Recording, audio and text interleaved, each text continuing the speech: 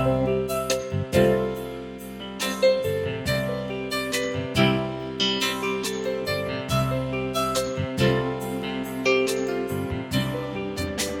pues muy buenos días a todas y a todos.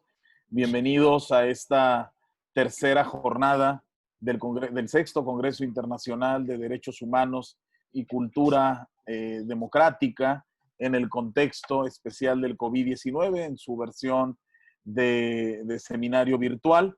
El día de hoy tenemos extraordinarios académicos y catedráticos que supondrán una exposición y que seguramente enriquecerán los trabajos y el debate que hasta hoy se ha dilucidado por todas y por todos los colegas y los compañeros.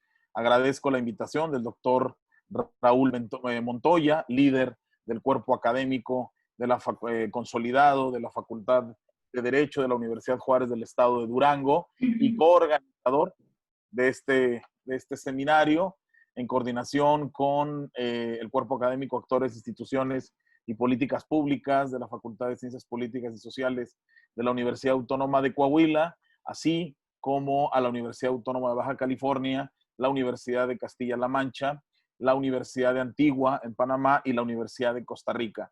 Todas y todos bienvenidos y damos inicio a los trabajos de esta tercera sesión.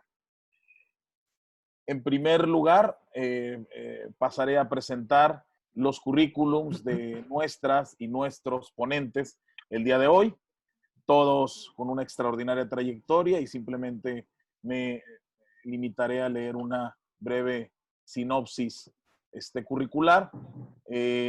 La maestra en Derecho Gabriela Guadalupe Valle Santillán, de la Universidad Juárez del Estado de Durango, es profesora investigadora de tiempo completo en esta institución, miembro de plantilla docente en la modalidad de Open Line curso, licenciada en Derecho, especialista en Derecho Constitucional y Administrativo y especialista en Justicia Constitucional, Interpretación y Aplicación de la Constitución por la Universidad de Castilla-La Mancha, maestra en Derecho y actualmente doctoranda en esta especialidad.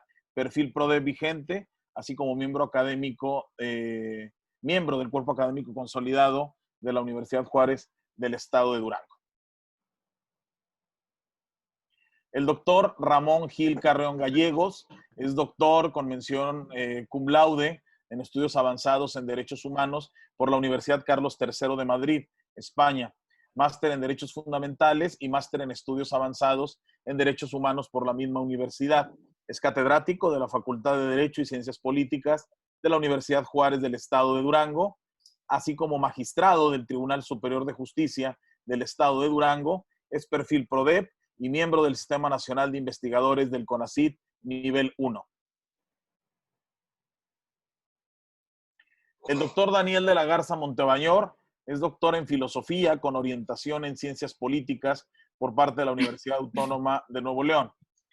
También es licenciado en Derecho y maestro en Innovación Empresarial y Tecnológica del Instituto Tecnológico de Estudios Superiores de Monterrey, obteniendo en este último grado una titulación adicional en Master of Science por parte del Babson College.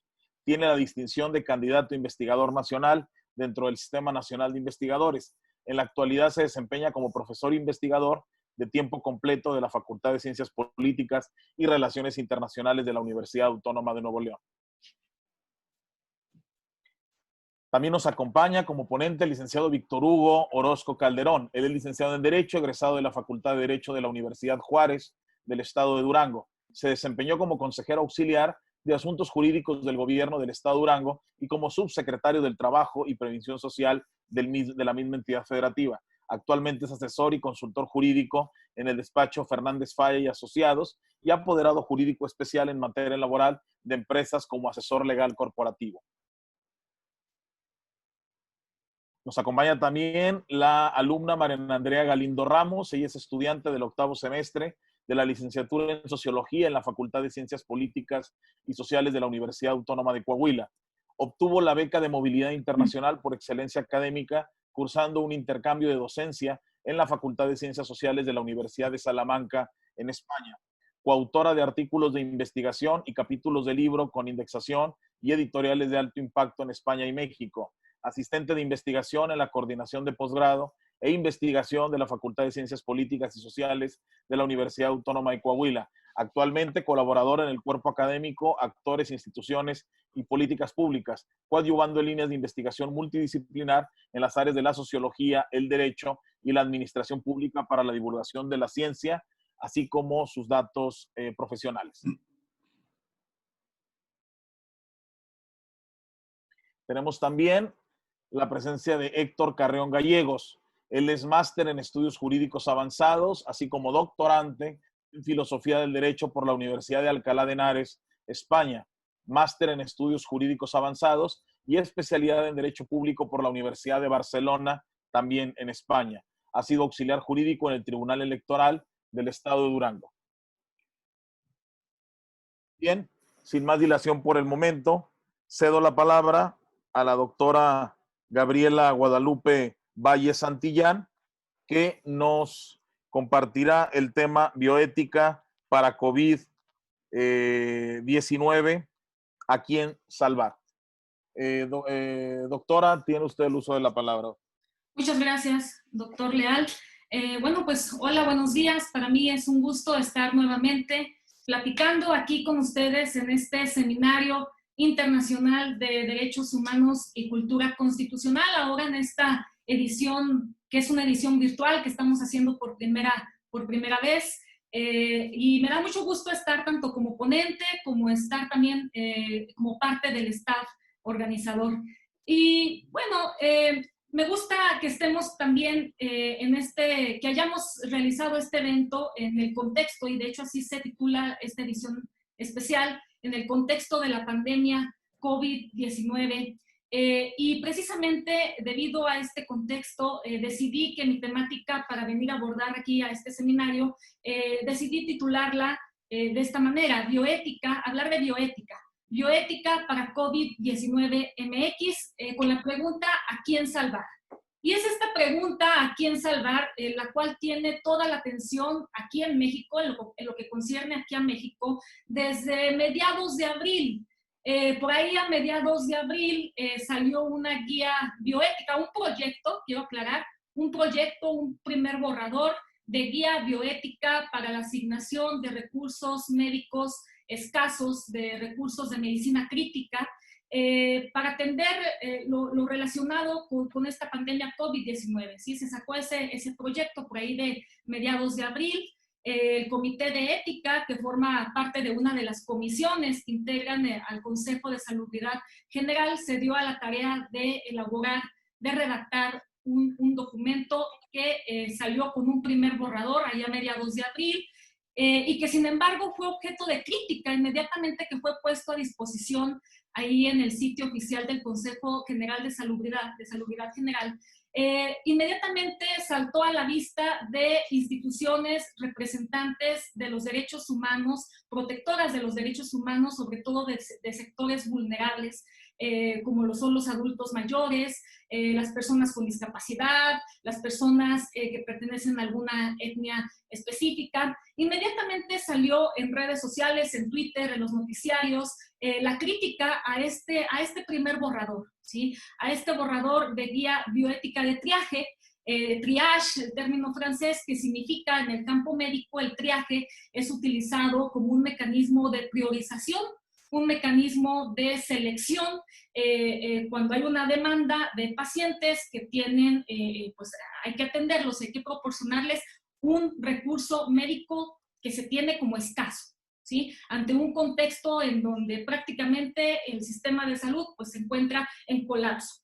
Entonces, el triaje es utilizado por los médicos, es común el triaje en el campo de los médicos, pero bueno, viene esto de la pandemia, que también en 100 años no habíamos vivido una situación como la que estamos viviendo actualmente a nivel global en todo el mundo, y pues sale esta situación de que hay sistemas de salud. Parece ser que no hay sistema de salud, ni siquiera de los países más avanzados, que pueda aguantar una demanda tan grande y con recursos escasos para atender a esta enfermedad, hablando concretamente de los ventiladores, ¿no?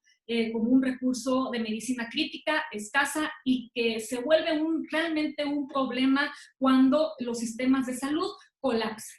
Este problema, pues ya lo veíamos por ahí de hace unos 2 meses, cuando empezó a estallar la enfermedad, con un alto número de contagios y de personas que requerían hospitalización allá en Italia, en España. Se empezó a trabajar, les digo, desde mediados de abril aquí en México como una antesala para que no nos agarrara desprevenidos. Ese es el argumento que por ahí dijo el secretario del Consejo de Salubridad General cuando lo entrevistaron. Hay varias entrevistas que dio a los medios de comunicación. Y bueno, se empieza a trabajar esta guía bioética, y por supuesto que es un tema que impacta directamente en los derechos humanos, en los derechos fundamentales, porque recordemos que los derechos fundamentales traen consigo un efecto dominó. Es una de las características que rigen a los derechos fundamentales, la interdependencia que hay entre ellos, ¿no? El cumplimiento o incumplimiento de un derecho fundamental inmediatamente va a afectar a otros derechos humanos, a otros derechos fundamentales colaterales, ¿no? Aquí tenemos con esta temática varios derechos fundamentales en juego. El derecho a la salud, por supuesto, el derecho a la vida, claro, porque está la vida en juego, y también el derecho a la no discriminación y a la integridad personal. Entonces, es una temática que, por supuesto, no solamente es vista en el ámbito de los médicos son los primeros que tienen que atender esto, es a los que les llega esta situación, que les llega como un dilema ético, una carga moral, ¿sí? Al momento de que son parte de un sistema de salud pública, son los operadores del sistema de salud pública, y luego de repente, con el alto número de contagios y el alto número de personas que requieren hospitalización, pues de repente el sistema colapsa, ¿no? Por ahí yo había escuchado también algunos argumentos, incluso el doctor Díaz Rebodio también había hablado de esto en algunas intervenciones, y decía, bueno, es que no hay sistema de salud que pueda soportar la carga que estamos teniendo hoy en día, ¿no? En el sector salud, en el sector de salud pública. Entonces es algo problemático, es algo que estamos teniendo, pues ahora sí que los que estamos viviendo en este momento, pues por primera vez, ¿sí? Y pues que genera dilemas éticos, morales, y que hay argumentos de moral utilitaria, consecuencialista, que se contraponen a otros argumentos de tipo ético y ontológico, por supuesto, y es una polémica constante. Les decía de este proyecto, de este primer borrador de guía bioética. Sí, al analizarla, por ahí, a mediados de abril, se subió ahí al sitio oficial del Consejo de Salubridad General, y con toda esta crítica la bajaron inmediatamente, ¿sí? La bajaron inmediatamente. Por ahí logré recuperar el archivo de la memoria caché, y me puse a leerla, y sí tenía bastantes detalles, ¿no? Incluso detalles de redacción, que los detalles de redacción pues siempre son problemas que van a traer como consecuencia pues vaguedad, imprecisión, la necesidad de interpretación, y pues en el campo de los médicos tratantes, que son los que están ahí en esta primera base de cañón, pues tienen ahí problemas. Se dice, ¿no?, que esta guía bioética, se dijo tanto en el proyecto como ya en el documento final, porque ya hay un documento final. El 30 de abril se subió nuevamente ahí al sitio oficial del Consejo de Salubridad General el documento que se dice definitivo de guía bioética. Sí hay algunos cambios, sí hay una mejor redacción, hay un fundamento, ya un fundamento convencional, constitucional, legal, con el sustento también de esta resolución 1/2020 de la Comisión Interamericana de Derechos Humanos. Y les digo, el primer proyecto, o sea, el borrador, pues sí traía algunas ahí inconsistencias, sobre todo que hablaba de ejemplos en donde sí, al leerlos, efectivamente se entendía un descarte automático de las personas adultas mayores, ¿no? Porque ponían un ejemplo de qué pasa si se tiene un ventilador y se tiene un paciente con 20 años de edad y un paciente de 80 años de edad, o sea, una edad totalmente dispar, y se hablaba de salvar, que el objeto debía ser siempre salvar el mayor número de vidas por completar. Entonces, poniendo el ejemplo de la persona de 20, la persona de 80, pues inmediatamente el que tenía un mayor espectro de vida por completar era la persona más joven, la persona de 20 años. Entonces, este ejemplo inmediatamente saltó a los ojos de las instituciones representantes de derechos humanos, de sectores vulnerables, y se baja y dice vamos a volverla a revisar e incluso vamos a pedir ya la inserción formal de la UNAM, porque sabemos que la UNAM tiene una silla ahí en el Consejo de Salud General. Por ahí, en un momento, de cuando se salió a la luz este borrador, la UNAM se había deslindado, ¿sí? Ya después se dice, bueno, se va a trabajar con los investigadores de la UNAM, se va a trabajar con la Comisión Nacional de Derechos Humanos, se va a trabajar con el CONAPRED, por ejemplo, para traer a la luz unos lineamientos, se dice lineamientos nada más, una guía para liberar de la carga moral a los operadores médicos y estar preparados para salvar el mayor número de vidas posible en caso de que haya un colapso en el sistema de salud. Y pues bueno, yo anoche me quedé, yo creo que esto es un escenario inminente, próximo. Yo ayer me quedé con el dato de ya que estamos rondando los 80,000 casos activos a nivel nacional, ya también con un alto número de muertes, de decesos, más de 8,500 muertes. En 24 horas, en las últimas 24 horas, hemos tenido un aumento de 3,463 casos. Son los datos que yo me quedé ayer en la noche con esas estadísticas. Y pues sí, es una situación urgente, ¿no? Y que es pues de máxima gravedad. Nada más para ir cerrando, algunos puntos que destaco de esta guía ya definitiva que quedó, guía de triaje. Como les digo, el fundamento convencional, constitucional, legal, que ese primer borrador no tenía, ¿sí?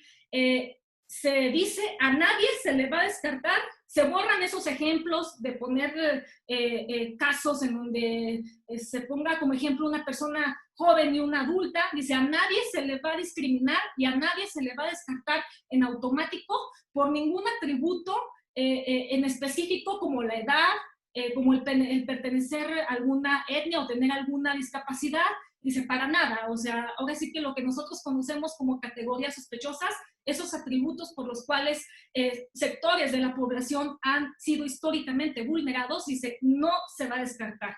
Es algo que sigue en polémica, por supuesto, porque pues al final de cuentas habrá quien diga, pues es que aun y cuando el triaje diga y esa guía bioética y los médicos digan que el triaje es un procedimiento complejo en donde influyen un montón de factores y no únicamente se va a determinar por la edad o por alguna discapacidad, al final, ya cuando se hace todo toda esa recomposición de los diversos factores que van a traer consigo ese puntaje, porque es una escala de priorización que se hace, dice, al final la edad va a afectar y la edad y todas estas condiciones particulares que los documentos convencionales, documentos jurídicos convencionales y nacionales protegen, dice, al final sí hay por ahí un descarte, ¿no? Es la polémica que está. No obstante, en 3 minutos, doctora. Perfecto. En esta guía se consagran principios como la justicia social, el respeto a la no discriminación, la objetividad en el proceso de triaje, la transparencia, la sensibilidad de tocar el tema también con los familiares de los pacientes, e incluso también una instancia de apelación, de impugnación de las decisiones de triaje. Entonces, pues es un tema que me parece totalmente que tenemos que verlo, que analizarlo como juristas desde el momento de que se está construyendo, como luego las consecuencias que pueda traer consigo y que puedan llegar a sede jurisdiccional o a sede no jurisdiccional también en materia de derechos humanos. Entonces, por mi parte sería todo. Agradezco muchísimo por la atención y terminaría mi intervención. Muchas gracias. Muchísimas gracias a la maestra Gabriela Guadalupe Valle Santillán de la Universidad Juárez del Estado de Durango por su brillante y magnífica intervención. Tiene el uso de la voz el doctor Ramón Gil Carreón Gallegos, quien nos expondrá la ponencia intitulada El discurso constitucional y la restricción de los derechos humanos en la contingencia por COVID, también de la Universidad Juárez del Estado de Durango. Doctor, tiene usted el uso de la voz hasta por 15 minutos. Gracias, estimado doctor, y bueno, pues un gusto saludar a todos los participantes en esta sesión virtual. Agradezco a todas las instituciones participantes por igual, a mis compañeros, todos los asistentes que hoy nos acompañan en este escenario, en este contexto del COVID-19, como se titula, y que sin duda platicábamos en algunos espacios que estos contextos virtuales probablemente llegaron para quedarse. Bueno, yo voy a platicar hoy algunos datos importantes, algunas reflexiones sobre un tema que me parece relevante en todo este contexto de la epidemia, de la pandemia que estamos viviendo. Pues hay muchos valores colectivos que se han visto afectados, sin duda, y en ese escenario, pues la Constitución, sin duda, es uno de esos valores fundamentales que se han visto afectados por esta pandemia, y es oportuno hacer una reflexión a propósito de cómo afecta la pandemia a la Constitución, y por supuesto en la práctica lo vemos cómo afecta a los derechos fundamentales. En ese contexto es oportuno mencionar que en el caso de México, al igual que en la mayoría de los contextos en el mundo, pues se ha puesto a prueba las constituciones. Ahora sí que se ha puesto a prueba el sistema inmune de nuestras constituciones y nuestros sistemas normativos. Y bueno, hay que decirlo, probablemente muy pocos sistemas normativos estaban preparados para una situación de tanta gravedad como la que estamos viviendo. Y el caso de México, pues no está exento de esas afectaciones al discurso constitucional de los derechos fundamentales. No es un discurso netamente técnico porque sin duda tiene implicaciones sociales. En la medida en que nuestra Constitución y nuestro sistema normativo se ve afectado, pues hay una afectación en una posible crisis social, económica, política y por no decirlo cultural. Es decir, no se trata de un discurso y de un debate nada más de abogados. Es un discurso y es un debate que nos vincula a todo el sector público, al sector ciudadano, etc. En el caso mexicano, de entrada tenemos una cierta ambigüedad. Nuestra Constitución, como los juristas lo saben, establece desde su génesis y ha sido reformada en varias ocasiones, una disposición explícita y expresa en el artículo 29 que establece la posibilidad de la suspensión de las garantías de los derechos fundamentales. Y en este sentido no hay uniformidad en los criterios de los juristas a propósito de cuál debe ser el mecanismo jurídico que se deba adoptar para estos casos como el COVID-19.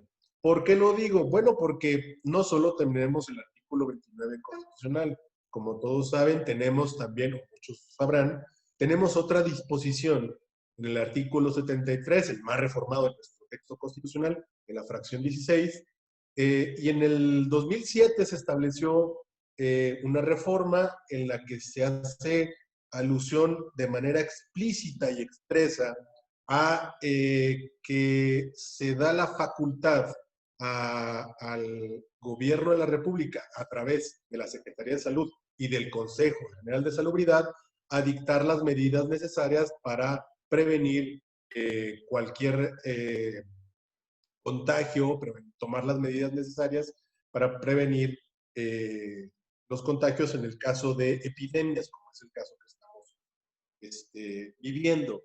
Y en ese sentido, nuestro texto constitucional, bueno, pues hay una serie de opiniones. El día de mañana mi amigo Corral Montoya hablará también de algunos temas relacionados con lo que estoy ahorita comentando. Hay posturas que dicen que debió haberse activado el mecanismo establecido en el artículo 29, es decir, suspender de manera parcial algunos derechos fundamentales. Hay quien dice que no, que el mecanismo previsto en el artículo 73 a través de la Secretaría de Salud y del Consejo de Salubridad, pues es el mecanismo idóneo. Lo cierto es que tenemos estas dos posturas. Obviamente, como todos sabemos, la postura que ha tenido pues éxito, o más bien que se ha adoptado, es la postura de implementar los mecanismos que establece el artículo 73 de la Constitución, que no es el ideal, no es el correcto, porque pues se está otorgando una facultad al Gobierno de la República, el artículo 73, que establece las disposiciones que son facultad del Congreso de la Unión. Entonces, no es el escenario ideal. ¿Cuál es la respuesta correcta? Y esto es importante porque no es una discusión exclusivamente técnica. Es tomar una definición, reflexionarlo, y como Estado constitucional probablemente tendremos que tomar definiciones pasando esta coyuntura de emergencia en la que estamos. Cuando uno ve otros contextos constitucionales, pues se da uno cuenta de que no necesariamente todos los sistemas, todos los estados, todos los países acudieron a los mecanismos previstos en sus constituciones para hacer restricciones de derechos fundamentales. Es muy complejo y muy amplio hacer un análisis en este espacio de derecho comparado de cada uno de los sistemas constitucionales, pero podemos dar cuenta, por ejemplo, de algunos países europeos, cómo enfrentaron esta contingencia desde el discurso constitucional. Y en ese sentido, podemos advertir de los principales integrantes de la Unión Europea. Digo, hay varios modelos, tendremos que separar obviamente el modelo de Gran Bretaña, porque, bueno, no tiene una constitución escrita, pero la tónica general es que casi todos los sistemas constitucionales no utilizaron el mecanismo previsto en la Constitución, en sus constituciones, para hacer frente a la contingencia del COVID-19. Salvo España, la mayoría de los sistemas constitucionales no acudieron a los mecanismos previstos en sus propias constituciones. Por el contrario, tomaron medidas legislativas de carácter urgente o adaptaron leyes que ya tenían dictadas. Es el caso de Alemania, por ejemplo. Alemania, que sin duda todos sabemos, o muchos sabemos que es un ejemplo en federalismo, en derecho constitucional.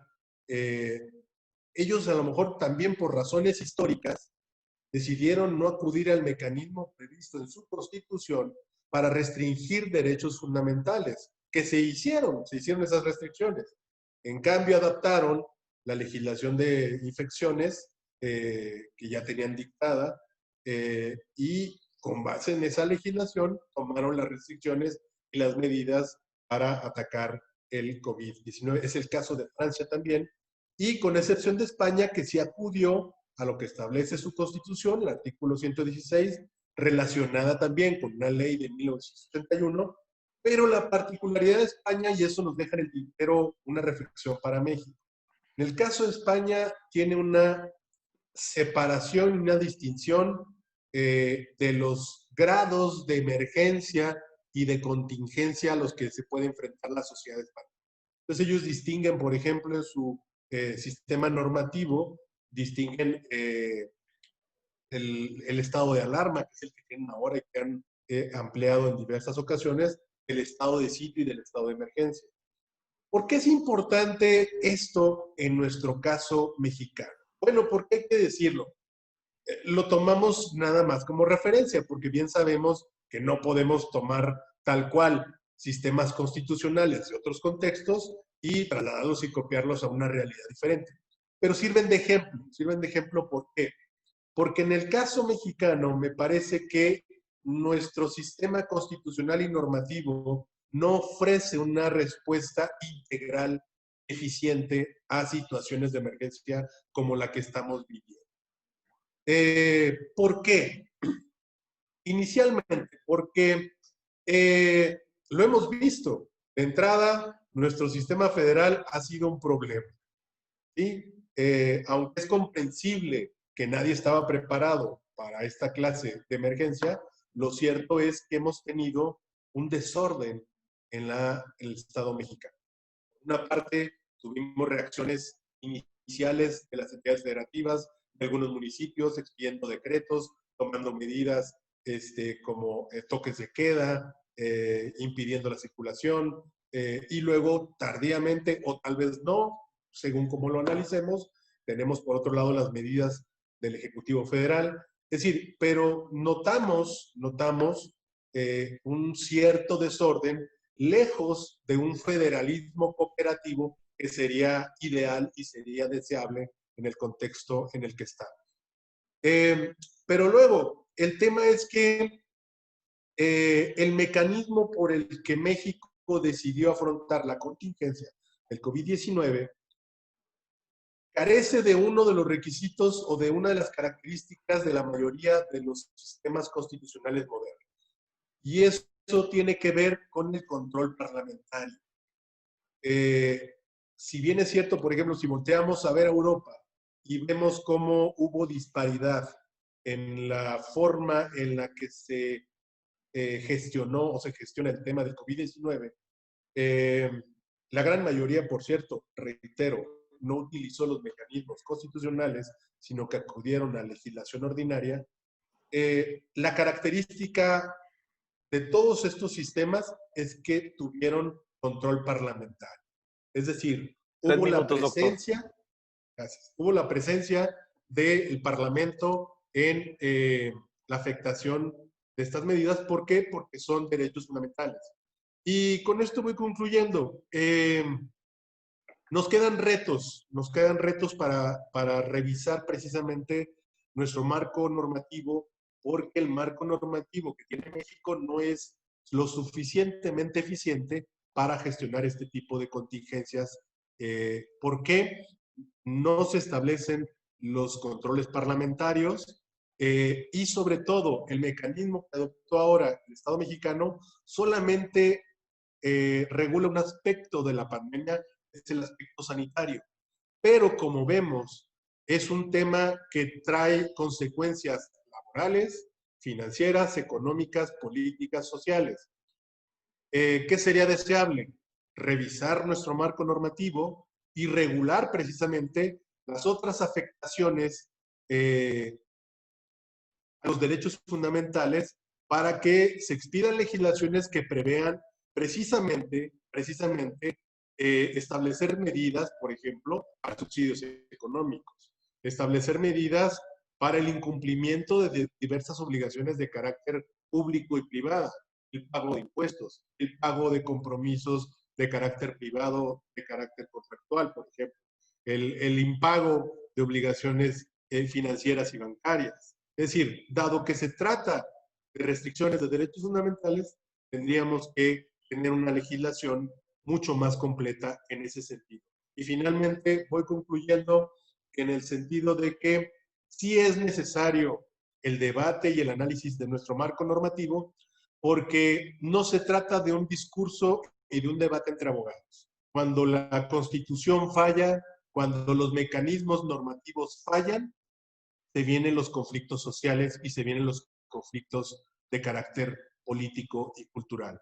Y tenemos que entrarle como sociedad a analizar estas situaciones, porque no vamos a regresar a la normalidad que conocemos.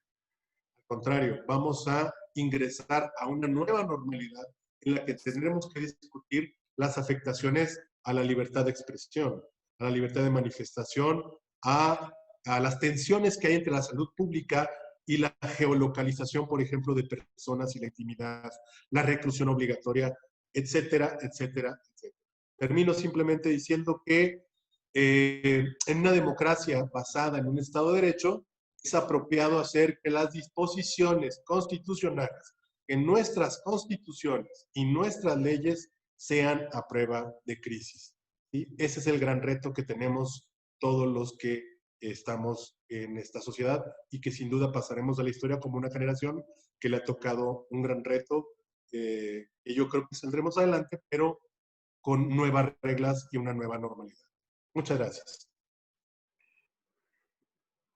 Muchas gracias, doctor Ramón Gil Carreón Gallegos, por su reflexiva y sobre todo brillante intervención. Toca el turno al doctor Daniel de la Garza Montemayor, que nos impartirá la ponencia intitulada De la promesa de la era de la información a las fake news. Él nos acompaña de la Universidad Autónoma de Nuevo León. Doctor, bienvenido y tiene usted la palabra hasta por 15 minutos. ¿Qué tal? ¿Cómo están? Bueno, pues los saludo desde Monterrey, Nuevo León. Los felicito por este evento. Me honra participar. Efectivamente, el día de hoy vamos a dialogar un poco sobre un tema que creo que es importante, que ha estado presente en la agenda pública tanto en la academia, pero también por parte del periodismo,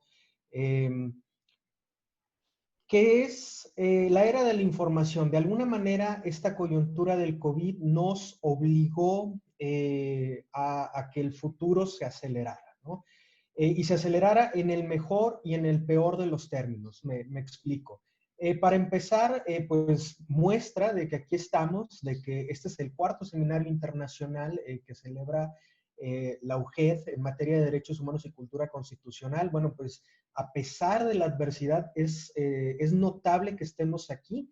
Desde luego que tiene que ver con el trabajo que han hecho los organizadores, pero también tenemos una realidad digital que nos permite estar en comunicación, ¿no? Entonces, no llegamos a eso de la noche a la mañana, pero digamos que la posibilidad de que algunas universidades hayan podido concluir sus semestres, de que algunas empresas puedan trabajar a distancia, bueno, pues eso ha hecho que en buena medida se puede, a pesar de la adversidad, a pesar de los enormes retos económicos a nivel global y en específico en nuestro país va a traer la pandemia, ha hecho que la era de la información ha hecho que esto sea más tolerable inclusive para cuestiones del confinamiento, las empresas que han visto disparar sus acciones, entre ellas Zoom, Netflix, pues nos han permitido que todo esto sea más tolerable y contrarrestar los efectos negativos. Pero tenemos también un enorme reto, el cual me gustaría reflexionar de manera muy breve y contextualizar en términos históricos, porque creo que hemos migrado de una promesa democratizadora de la era de la información a riesgos importantes que, sin dejar de reconocer los aspectos loables y positivos, creo que implican una seria discusión y no solo una seria discusión, pues ahora sí un trabajo colaborativo desde la academia, desde el periodismo, pues para contrarrestar lo que ya se ha vuelto un serio problema social y lo hemos visto manifestado durante esta coyuntura, que son la proliferación de las noticias falsas, ¿no? Déjenme nada más, voy a compartir la presentación que les tenía preparado. Términos generales, bueno, como vemos aquí, a ver, a modo de reflexión dividimos esta etapa en tres, ¿no? O sea, ¿cómo llegamos al punto de la era de la incertidumbre en donde estamos? existió un potencial democratizador con los medios sociales y la digitalización que situaría del 2008 al 2012. Esto es, cuando empieza la campaña de Barack Obama, es la primera manifestación de que la ciberpolítica es una posibilidad, que a través del ciberespacio la gente se puede organizar para una causa en la que cree. En este caso, la campaña de Barack Obama fue la primera que hizo un uso efectivo de los medios sociales y por lo tanto de las estrategias digitales. Pero un cisma que sucedió justo 3 años después fue la primavera árabe. Como sabemos, en Túnez y en Egipto, los ciudadanos se organizaron a través de las redes sociales y salieron a las calles y derrocaron a la dictadura de Ben Ali en Túnez y de Hosni Mubarak. Entonces, 2011 es un cisma porque implicaba que el ciberespacio sí podía incidir, no solo era una realidad virtual, sino sí podía incidir en cambiar la realidad. Este potencial democratizador lo vimos en el contexto iberoamericano, también manifestado, no por la vía del derrocamiento de un régimen, pero sí en cuanto a la organización social por parte de nuevas generaciones para disputar la narrativa o proyecto de país. Lo vimos en Chile en 2011 con las protestas estudiantiles de los jóvenes que demandaban un mayor acceso a la educación y sin duda el 15M en España, en donde personas de diferentes ideologías y diferentes generaciones tomaron las plazas públicas después de una convocatoria en medios sociales para demandar una serie de cambios en materia de representación porque sentían que el régimen político español no los estaba representando. Lo vimos manifestado aquí con el Yo Soy 132 mexicano, que también disputó la narrativa de país, en específico de los medios masivos de comunicación. Pero después tenemos una etapa de normalización. Yo recuerdo cuando empezamos esta línea de investigación, por ahí del año 2012, había muchos que consideraban que la incidencia, no solo de las redes sociales, sino en general del ciberespacio en la vida pública, era marginal o pues iba a ser una especie de llamarada de petate, ¿no? O sea, que precisamente, sobre todo considerando la enorme brecha digital que tienen nuestras sociedades, esto iba a ser algo, pues a grandes rasgos, temporal, no iba a ser algo permanente. Pero muy rápido, del año 2012 al año 2016, instituciones públicas, privadas, empresas, empezaron una adopción muy rápida de estas herramientas para efectos de marketing, comunicación, y esto cambió demasiado rápido. De hecho, hago un pequeño paréntesis. Ahorita que estaba hablando de Netflix, no sé si ustedes recuerdan la serie House of Cards del 2013. Bueno, en 2013 fue todo un hito. Yo recuerdo que escribí un artículo al respecto de la primera serie que se transmitía 100% digital. Hoy eso ya no es una novedad, sino es la normalidad en materia de entretenimiento. Entonces, esta realidad en términos de información cambió muy rápido. Tuvimos la campaña de Nuevo León, que fue en términos de comunicación política la confirmación de esta tendencia, pero sobre todo, a nivel global es muy importante notar que la campaña de Brexit en Reino Unido y la campaña de Donald Trump en el año 2016 es clave, porque ahí se ve el verdadero potencial de la era de la información en cuanto a crear una mayoría, en este caso electoral, de gente que quizás había estado distanciada del proceso político, pero que, sobre todo en el caso de quienes hicieron la campaña a favor de la salida del Reino Unido, lograron a través de herramientas digitales activar a todos aquellos que estaban distanciados, los que no votan. Cualquier campaña política se va a proponer a convencer a los indecisos, pero muy pocos en realidad pueden hacerlo. Y la campaña del Brexit y la de Donald Trump sorprendieron por sus resultados, pero una de las claves está precisamente en cómo se utilizaron los medios sociales para activar políticamente a los ciudadanos. Ahora, esto lo hicieron, y esto es muy importante puntualizarlo, en base a generar percepciones, no necesariamente como se pensaba unos años antes, que los medios sociales iban a ser un contrapeso a los medios tradicionales e iban a transparentar los aspectos de la vida pública. Más bien el año 2016, con estas dos campañas, nos muestra que efectivamente se puede modificar o incidir en la realidad política real desde la esfera pública virtual, pero esto puede ser sobre la base de generar percepciones, inclusive manipular a la población, como se hacía tradicionalmente con los medios masivos de comunicación. Después nos enteraríamos del caso de Cambridge Analytics, en donde pues la mercadotecnia y la mercadotecnia política en particular utilizaría sin el consentimiento de los usuarios información de los propios usuarios para lograr una comunicación más eficaz e inclusive personalizada, ¿no?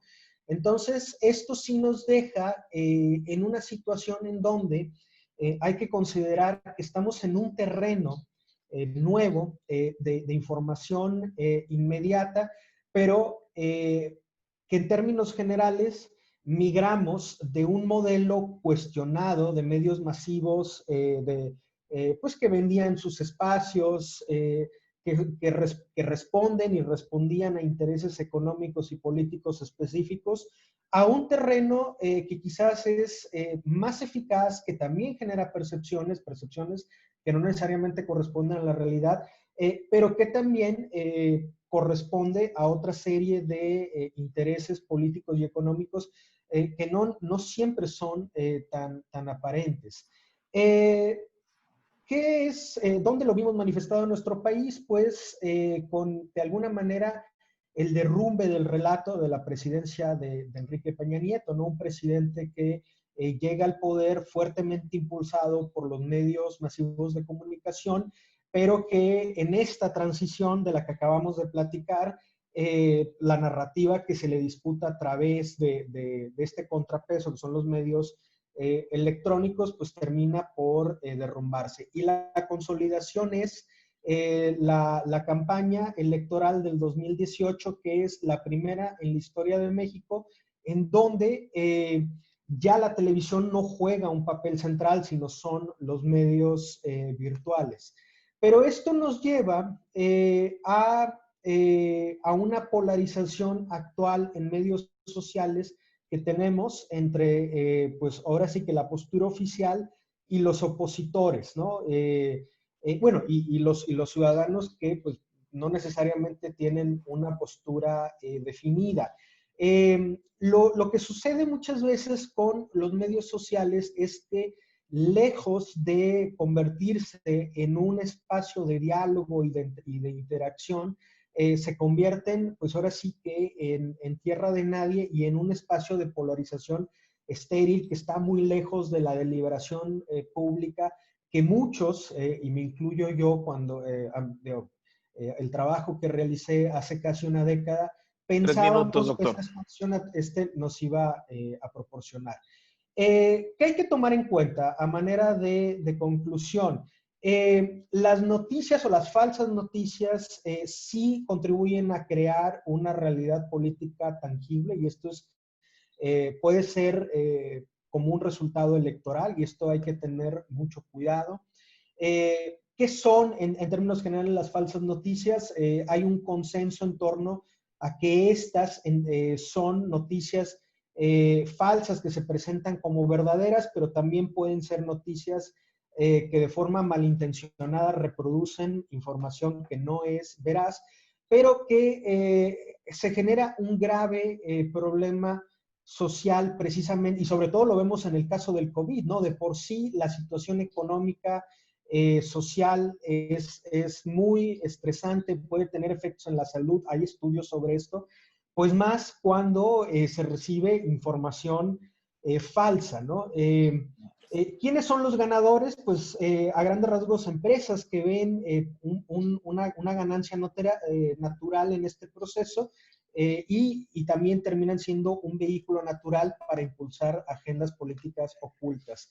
¿Qué nos toca como reto? Mecanismos. Yo en lo particular parto de la idea que aún con todos los riesgos que tiene la era de la información, yo estaría en contra de proponer su legislación a pesar de los enormes riesgos, porque considero que hay más riesgos en una posible legislación que en los antídotos que se puedan crear desde la academia, desde el periodismo, a buscar identificar o acreditar, esa es una propuesta que se ha generado a nivel de discusión internacional, proponer una especie de certificación a aquellos medios digitales en torno a la credibilidad que puedan tener, credibilidad que les sea concedida por los mismos usuarios en una especie de sistema de calificación como el que se utiliza para las empresas comerciales como Amazon. Pero sobre todo, lo importante, y con esto concluyo antes de que se me acabe el tiempo, es que el enfoque debe de estar en la formación, es un enfoque de largo plazo, porque algo que quizás no vimos hace algunos años es que quizás los retos que tenemos en materia de educación, de reconocer y de discernir la información que se nos presenta, eso no se iba a resolver con nuevas tecnologías, al contrario, se iba a agravar. Creo que la coyuntura del COVID nos hace reflexionar sobre las enormes oportunidades que tenemos con la digitalización de los procesos, como lo mencioné al principio, pero también los enormes retos y sobre todo los enormes riesgos que padecemos en esta sociedad moderna, porque lo que sucede en el ciberespacio sí impacta en el mundo real y no necesariamente de la mejor manera. Bueno, les agradezco y con esto termino la presentación. Muchas gracias, doctor Daniel de la Garza Montemayor, por su extraordinaria participación. Toca el turno al licenciado Hugo Orozco Calderón, de la Universidad Juárez del Estado de Durango, quien nos impartirá la ponencia intitulada Los derechos laborales en México en el contexto de la contingencia del COVID-19. Bienvenido, licenciado Hugo Orozco Calderón, y tiene la palabra hasta por 15 minutos. Gracias. Buen día a todos, a todas. Gracias por la presentación, doctor José Luis Leal.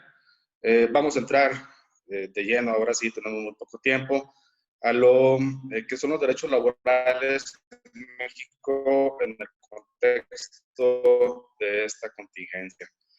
Hay que comenzar por recordar un poquito que el 23 constitucional, el cual establece que toda persona tiene derecho al trabajo digno y socialmente útil, y que al efecto se promoverán la creación de empleos y la organización social de trabajo conforme a la ley. De ahí emanan la Ley Federal del Trabajo como ley secundaria, la Ley de los Trabajadores al Servicio del Estado, así como las legislaciones locales para los trabajadores burócratas. Entonces, el artículo 123 también establece que en caso de un despido o separación injustificada, el trabajador tendrá derecho a optar por la reinstalación o por la indemnización constitucional. Así entonces, el trabajador puede intentar estas dos opciones. ¿Para qué? Para tener al final el derecho del pago de prestaciones e indemnizaciones que pueden ser desde los 3 meses de sueldo, los 20 días por año, la prima de antigüedad, salarios vencidos hasta por un plazo máximo de 12 meses, más un interés del 2% después de esos periodos de 12 meses hasta la conclusión del juicio, así como el pago de partes proporcionales ya devengadas. Estos derechos no se han visto trastocados, con motivo de las determinaciones que se han hecho a raíz de la pandemia, por lo que los trabajadores pueden ejercitar las acciones respectivas. ¿En qué tiempo lo tienen que hacer? Bueno, la ley nos marca en los artículos 516 a 518 cuáles son los términos para ejercer estos derechos. un año para todas las prestaciones, un mes para lo que los patrones puedan despedir o rescindir justificadamente a sus trabajadores, y los trabajadores también para rescindir la relación laboral con su patrón. Y el 518 nos dice expresamente que son 2 meses para que los trabajadores puedan ejercitar la acción por despido. Aquí es importante tomar en cuenta de que los tribunales laborales y las juntas de conciliación y arbitraje, tanto a nivel estatal como federal, emitieron acuerdos para suspender actividades ahora la última semana de marzo del presente año, los cuales se han ido ampliando. El último que tenemos, bueno, es hasta el día 31 de mayo, hasta el día de hoy, hasta ahora no se ha emitido algún otro. Y establece de forma muy puntual que durante esta suspensión no correrán los términos procesales. Por lo tanto, una vez que reanuden la Junta, las juntas, los tribunales laborales, si alguien fue despedido durante esta contingencia, el término le comenzará a correr una vez que reanuden labores de los tribunales. Es importante mencionar que al inicio de la suspensión con motivo de la pandemia, las juntas de conciliación y arbitraje lo hicieron en forma total, es decir, suspendieron todo tipo de actividad jurisdiccional. Ya con el paso de las semanas, emitieron nuevos acuerdos en los cuales, además de que empleaban el término de suspensión, ahora sí habilitaban a funcionarios para los procedimientos de huelga y celebración de convenios. Entonces, la ley no contempla que en caso de una situación por la que estamos pasando, pueda ser motivo de despedir justificadamente a los trabajadores, por lo que todo despido ajeno a las causales establecidas en el artículo 47 de la Ley del Trabajo es injustificado.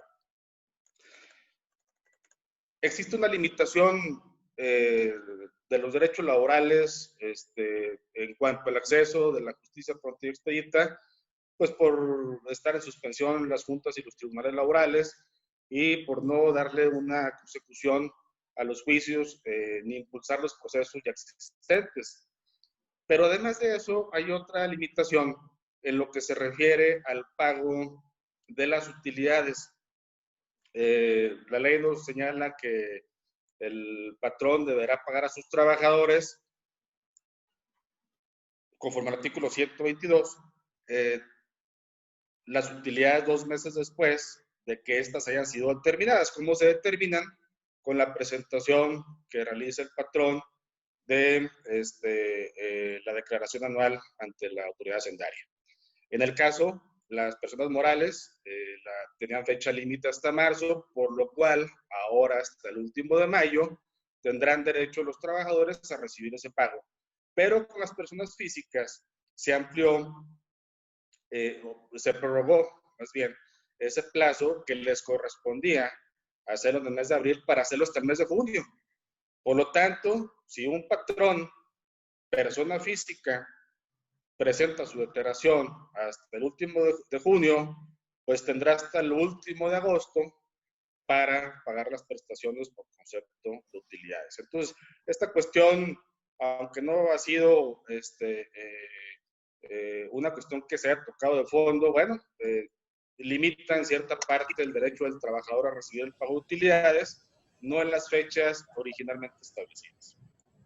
Pero hay una cuestión muy importante y hay que hacer un análisis muy detallado a lo que nos marca el artículo 42 bis de la Ley Federal del Trabajo.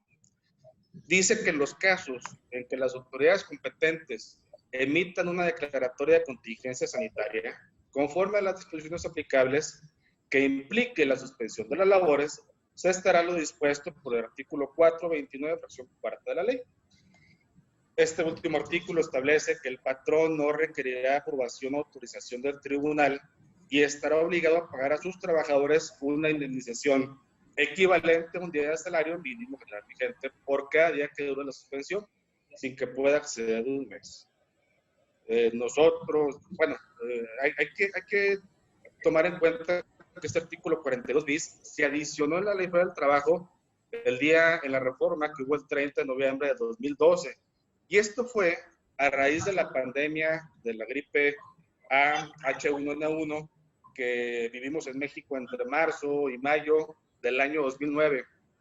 Por tal motivo resultaba necesario regular las relaciones obrero-patronales en caso de una contingencia similar a la que se vivió hace 11 años, que ameritara una suspensión de labores. Por lo tanto, los laboralistas nos sentíamos afortunados de estar a la vanguardia en este tema. Sabíamos de antemano todos que, bueno, qué es lo que iba a pasar en caso de una suspensión de labores.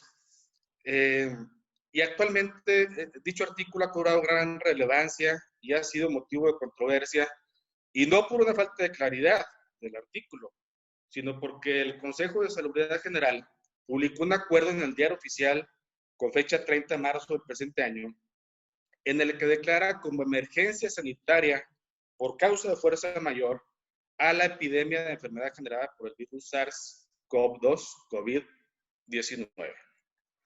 Bajo el argumento de que no se actualizaba lo dispuesto por el artículo 42 bis, ya que no se trataba de una contingencia sanitaria, sino de una emergencia sanitaria. Las autoridades federales insistieron en que las empresas tenían que suspender labores y pagar a sus trabajadores sus salarios en forma íntegra. Entonces, el Consejo de Salubridad General utilizó un sinónimo de contingencia, como lo es el de emergencia, para que a partir de ello el Ejecutivo Federal señalara que no estamos en el supuesto del artículo 42 bis. Al no acatar la ley y al no salvaguardar un Estado de Derecho, ello ha propiciado múltiples violaciones tanto a los trabajadores como a la parte patronal, que van desde el hecho de que muchos trabajadores han continuado laborando a cambio de la mitad de su salario o del salario mínimo. Otros tantos cubren guardias, pero desempeñan jornadas extenuantes en esas guardias. No se les está pagando los bonos, obviamente, de puntualidad, asistencia, bonos de productividad. Ellos, sin hablar de los miles de despidos, que por lo pronto en el mes de abril el Seguro Social registró una baja de 500,000 trabajadores. Las cifras de este mes de mayo se publicarán a inicios del siguiente mes, pero se espera una baja cerca de 1 millón de trabajadores solo en un mes. Y ello pues, ha imposibilitado a las empresas el conservar las fuentes de empleo. La verdad es que cuando se anunció por parte del gobierno federal el inicio de la sana distancia, se obligó a las empresas a cerrar. Las empresas que no eran indispensables, bueno, tenían que cerrar. Y tal vez algunas se prepararon para 15 días o hasta un mes. Pero no, muchas no tuvieron la capacidad de poderlo hacer por más de ese tiempo. Actualmente, las cifras más confiables del desempleo las emite el INEGI de manera mensual mediante una encuesta nacional de ocupación y empleo que se conoce como la ENOE. Pero es el caso que mediante un comunicado de prensa, ese comunicado 213 diagonal 20, el pasado 8 de mayo, el INEGI determinó cancelar la publicación de los resultados de la encuesta nacional de ocupación y empleo previstos para el 27 de mayo y el 23 de junio. Por lo que en todo caso, de no existir otra modificación, sería hasta finales del mes de julio cuando tuviéramos acceso a las cifras reales del desempleo en México. Esta contingencia o emergencia sanitaria ya está dejando y va a dejar a millones de mexicanos sin empleo, aunado a que las personas económicamente activas en México se encuentran en la informalidad y es del 51%. De esa magnitud es nuestra realidad. Y por otra parte, se contarán por cientos de miles los patrones que se vean en la necesidad de cerrar sus empresas. Y no solo hablamos de empresas nacionales, internacionales. En todo caso, en México, más de la mitad de los patrones la conforman las micro, pequeñas y medianas empresas, que son las que más les va a costar conservar las fuentes de empleo. El día pasado se determinó la reanudación de actividades para el próximo lunes, 1 de junio, considerando como actividades esenciales la industria automotriz, la minera y la de construcción. y estamos a la espera de la emisión o de la publicación. Se dice que ya los tienen, pero bueno, vamos a esperar los protocolos de cómo se va a regresar. ¿Sí? Sí, sí, sí. Adelante, licenciado. Tiene 3 minutos para concluir. Gracias.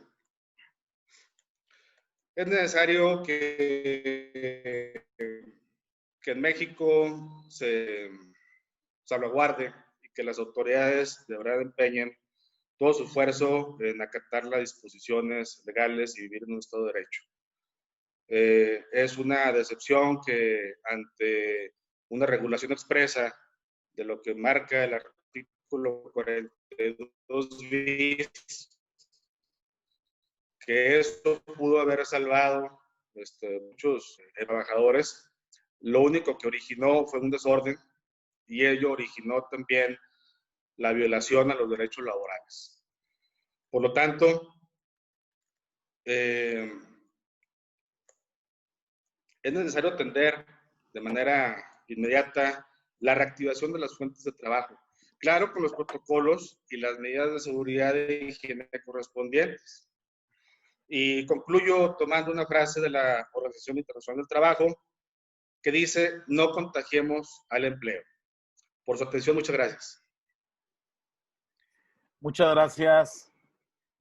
Agradecemos al licenciado Víctor Hugo Orozco Calderón por su didáctica y sobre todo extraordinaria intervención, y que nos da luz a todos los colegas académicos en un tema tan sensible como la materia laboral. Muchas gracias, licenciado. Toca el turno a la estudiante Mariana Andrea Galindo Ramos, de la Universidad Autónoma de Coahuila, de la Facultad de Ciencias Políticas y Sociales, quien nos expondrá la ponencia intitulada Reingeniería del Estado de Bienestar en México después del COVID-19, una visión crítica desde la perspectiva sociológica. Bienvenida, Mariana, a este seminario, y tienes la palabra hasta por 15 minutos. Hola, ¿qué tal? Buenos días a todas y a todos. Es un gusto para mí estar aquí con ustedes. Agradezco a los organizadores del evento por la invitación y por el espacio. Bueno, sin más, de comienzo, hay aspectos muy particulares que la pandemia ha hecho notar en nuestro estado, sobre todo en el estado mexicano, que es que a pesar de que creímos haber avanzado en muchos muy distintos aspectos, o crecido en algunos, o estado en desarrollándolos, todavía estamos lejos de ser óptimos. Esto se puede ver en la profunda desigualdad que se presenta en el acceso a servicios de salud, como se ha discutido en presentaciones anteriores. Pude ver un ejemplo muy particular sobre que sabemos lo difícil que es conseguir pruebas para realizar, para saber las personas que tienen COVID, y artistas o figuras públicas tienen el acceso a ellas y pueden pagarlas para procedimientos tan simples como quitarse los implantes mamarios. Una diferencia muy grande, una distinción muy profunda. Al igual que la limitación en el acceso a dispositivos que les permitan a los estudiantes tener clase, como es el caso de muchos de mis compañeros en la facultad, que si bien tal vez cuentan con un dispositivo, no tienen una red Wi-Fi para conectarse. Y así con lo que hemos visto, que hay muchos despidos, mucho desempleo en la actualidad, y que estos problemas son 3 pilares muy particulares de lo que está ocurriendo sobre la crisis, que ha demostrado que aspectos tan fortalecidos que creemos tener, como el trabajo, la educación y la salud, se están desmoronando. Como mencionaba antes el licenciado que me antecedió, es así que el 65% de los comercios en todo el país de acuerdo con la Confederación de Cámaras Nacionales de Comercio, han cerrado y que las empresas, las pequeñas y medianas empresas, son las que generan el 72% del empleo en el país. Y esto y generan el 52% del PIB de la nación. Como se ha mencionado algunas veces, y creo que lo han escuchado muchas, las crisis lo que generan es una desigualdad profunda y se ha ahondado todavía más, dotado todas estas carencias, que el Estado, a pesar de que creíamos que tenía instituciones sólidas, se están desmoronando, lo que recuerda un poco a lo que hablaba Bauman, que la liquidez se refleja ahora y se traduce en las instituciones que son de nuevo endebles, y que a pesar de que nuestro país se ha adaptado a un modelo neoliberal, desde los años 80 solo ha logrado demostrar que la economía abierta y progresista no es la base del desarrollo social y humano, y que las fallas y las carencias en el sistema sanitario y el mercado de trabajo y en la educación son solo algunas de las consecuencias del capitalismo salvaje. Así, pues, en la misma línea, ¿quiénes son los que se ven principalmente afectados? Trabajadores y pequeñas empresas.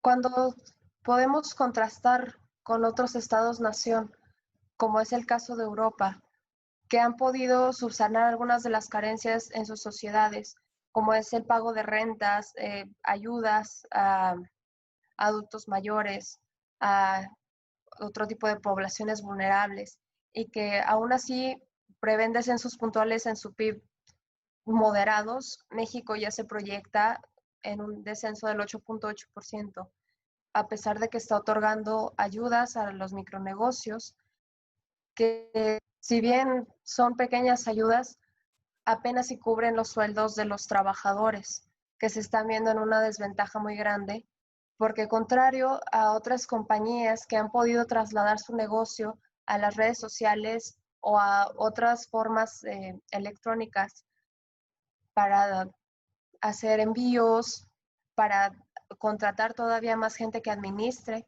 no todos poseen la especialización para conocer algunos de los sistemas que se hacen falta para hacer este tipo de negocios, por lo cual, como mencionaba antes, se está viendo un profundo desempleo de sectores muy vulnerables, como son la clase media y la clase baja, completas, no solo en sus distinciones de clase media baja y clase media alta. Desde la media hacia abajo está habiendo muchas complicaciones para el empleo, lo que claro causa inmigración, desempleo, pobreza, deportaciones, colapso del sistema sanitario porque no se tiene acceso o no se posee seguro social, como es el caso de México, que mientras uno sea trabajador puede hacer su derecho de poseer seguro social. Y lo que va a pasar a posterior será una economía sumergida, que se vea en el subempleo y que poco logre salir de todas estas circunstancias. Así habrá contratos que favorezcan muy poco al trabajador, porque habrá muchas personas que vayan a trabajar el mismo empleo por mucho menos sueldo que otro podría pedir. Así igual la educación se verá sumida un poco ante quienes pueden acceder a medios para seguir tomando clases y quienes no lo puedan hacer. Seguirá entonces una profunda reprobación de los alumnos, que si ahora es bastante notable, se hará mucho más visible en años futuros y claro que dejará al país en desventaja, mucho más en las pocas personas que alcanzan la educación universitaria. Volviendo a lo anterior, todo parece indicar que la solución a un problema que es global requiere una reformulación radical de las relaciones con los estados más potentes y los estados menos capaces, que es la distinción que hace Boaventura de Sousa de los estados del norte y los estados del sur, las naciones del norte y las naciones del sur, los más capaces y los menos capaces. ¿Qué es lo que se podría hacer? ¿Qué acuerdos se podrían llegar? Ahora China se está mostrando muy inclinada a apoyar a México y a brindarle recursos, mientras Estados Unidos está lidiando con problemas profundos con la pandemia. Así, en un marco de multilateralismo democrático que apunte a la creación de Estados-naciones, los cuales lo social, lo ambiental, incluyendo, claro, este aspecto y lo económico, se interconecten y sean el centro de la agenda en cuanto a propuestas de soluciones posteriores. Volviendo un poco a las empresas que hacen su trabajo de forma electrónica, como lo son Amazon y Mercado Libre, se han repuntado sus ganancias, que es algo que criticaba el diario El País hace algunos días, que mientras uno de ellos, que es el director de Amazon, Jeff Bezos, dueño de la empresa, ahora está a punto de convertirse en un trillonario, por decirlo así. Justo en medio de la pandemia, recibe críticas porque los empleados que trabajan en Amazon están denunciando condiciones inadecuadas para realizar su trabajo. O sea, mientras unos siguen haciendo que esta empresa siga y que él se convierta para el 2026 en uno de los hombres más ricos del mundo, o más bien en el hombre más rico del mundo, sus empleados están sufriendo las consecuencias del capitalismo salvaje. Así también Mercado Libre, como había mencionado, ha crecido en el 81% en cuanto a su expansión económica, siendo una empresa argentina que tenga este avance es importante, pero sobre todo preocupante por lo que puede significar la reducción de empleos. Ahora que nos damos cuenta que nuestra presencia física en trabajos, en escuelas, en diversas oficinas, tanto administrativas, públicas como privadas, nuestra presencia es prescindible. ¿Cómo cambiarán el comercio, las compañías, la educación a posterior y lograremos estar listos para la próxima pandemia? Las crisis se vuelven así momentos de confrontación y de indecisión, pero también son catarsis para la progresión.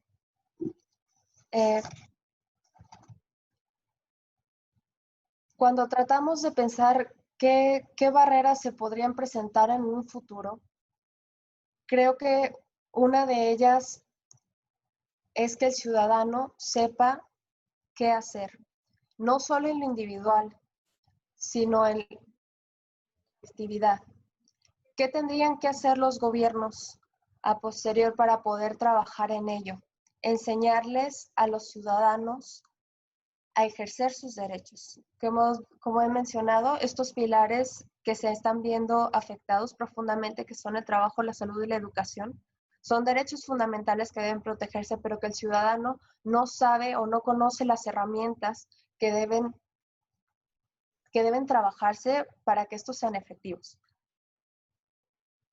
Nosotros como personas capaces y que entienden lo que significan cada una de estas cosas, deberíamos ser responsables de ayudar a los otros en cuanto a ejercerlos y que se les garanticen.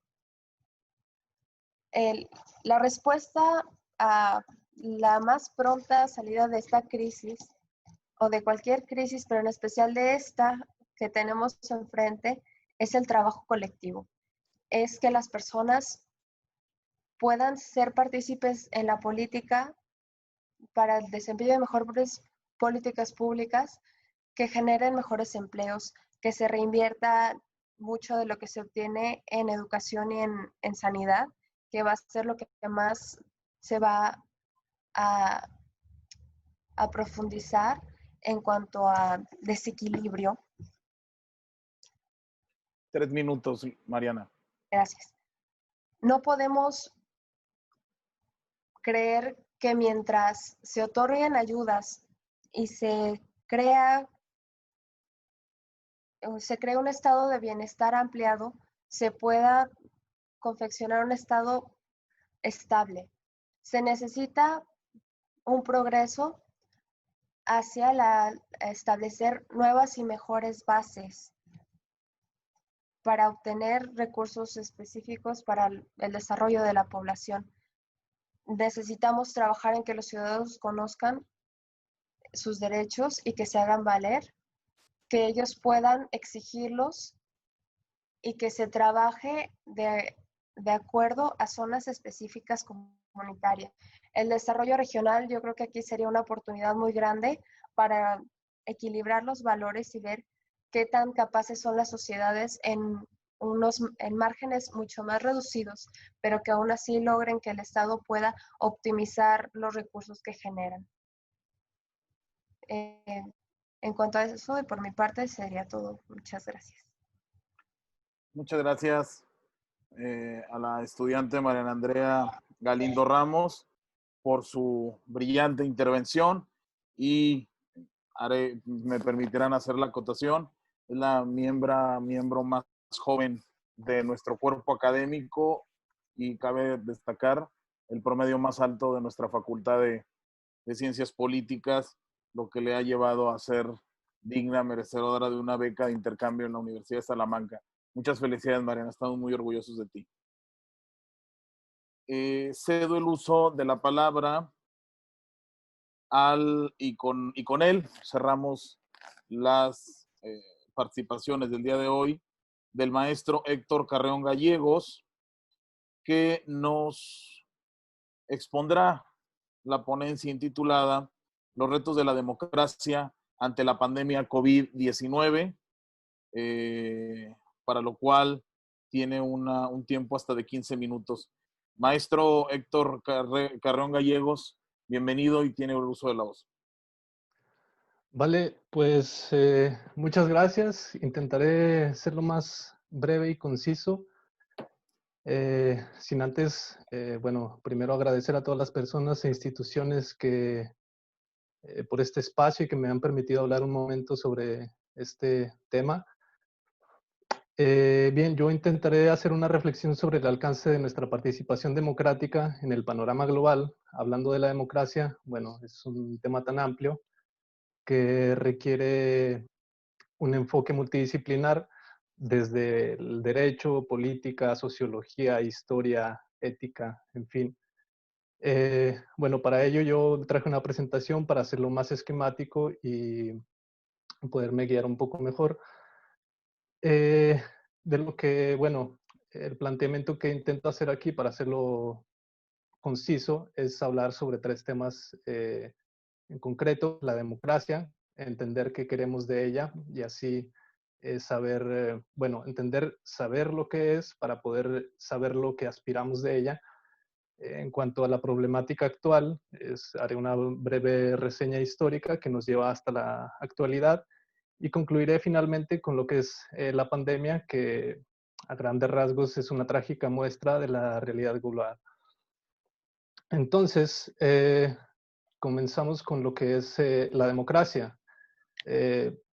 Habría que entender primero lo que es la democracia para poder saber qué podemos pedir de ella. Entonces, la aproximación conceptual que se hace de la democracia puede entenderse como una fórmula en la que se configura el Estado. Puede entenderse también como la formulación racional de los individuos que componen una unidad política y comparten su voluntad para así configurar el Estado. Es un poco confuso, pero ya iré avanzando sobre ello. O también puede ser los contenidos sustanciales, que los contenidos sustanciales se refiere a toda la serie de características que debe el Estado proporcionar para la libre autodeterminación, si se quiere. de cada individuo. Hay que entender también que de la democracia, la idea que tenemos hoy en día de democracia es una democracia liberal representativa, muy distinta de la democracia ateniense, al igual que la ética, la libertad y la igualdad, son muy distintas las que tenemos ahora a las que eran en aquel entonces. Hago un hincapié en esto porque más adelante volveré a comentarlo. La ética no es como la ética aristotélica, que después del siglo XVIII y XIX empieza a adquirir un sentido más subjetivista, que luego Sartori viene y nos comenta, Habermas nos comenta que las cuestiones éticas se vienen sobre los planes de vida propio o mi propio plan de vida. Esas son las cuestiones éticas. Las cuestiones morales son las cuestiones que surgen cuando hay un conflicto interpersonal y se atiende a todos los intereses de los involucrados. Igual, comentar que la libertad en aquel entonces, en la democracia clásica, era una libertad política, de acceso al gobierno, igual que la igualdad.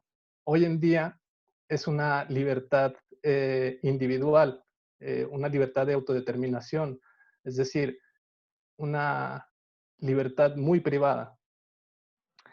Y bueno, comentar también que es necesario que en aquel entonces había un antagonismo entre la que es la democracia, que viene siendo el republicanismo. Como ya lo comentaba, la democracia ateniense, lo principal, tanto la libertad como la igualdad, era en el gobierno y en el ejercicio de cargos públicos. En el modelo republicano protector se primaba la fuerza y la estabilidad del Estado. Luego,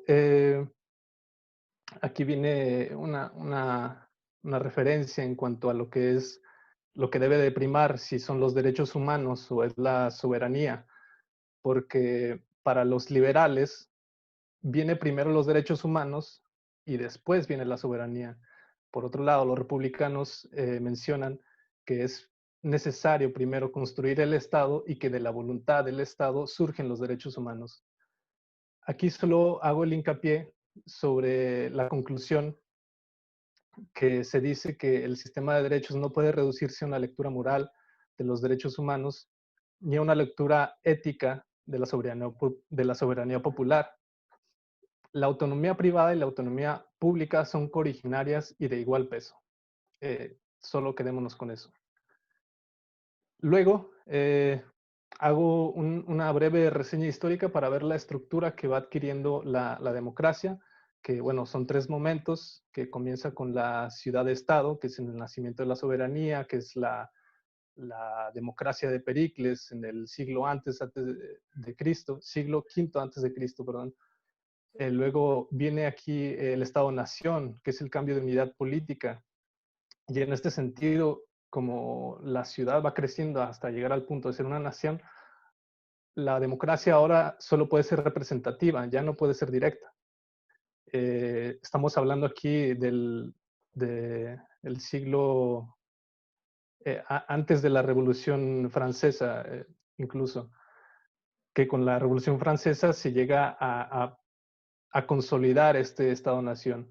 Luego viene la crisis de la unidad política, que es donde nos encontramos ahora, y es como se ve que existe esta crisis democrática por la dificultad de la unidad política. También quisiera apuntar en cuanto a los momentos del republicanismo en la historia, dado que empieza con la República Romana. La República Romana